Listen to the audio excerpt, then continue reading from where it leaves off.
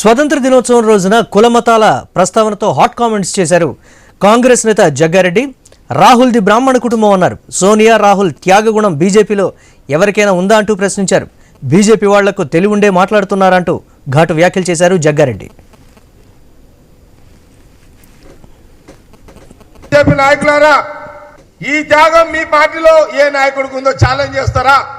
సోనియా గాంధీ గారికి ఉన్న గుణం, వారికి రాహుల్ గాంధీ గారికి ఉన్న గొప్ప గుణం నీ పార్టీలో ఒక్క నాయకుడి కన్నా ఉందని ఛాలెంజ్ చేసే దమ్ము ధైర్యం బీజేపీ నాయకులకు ఉన్నదా అని అడుగుతున్నాను నేను. మీకున్నదా ఆ సత్తా?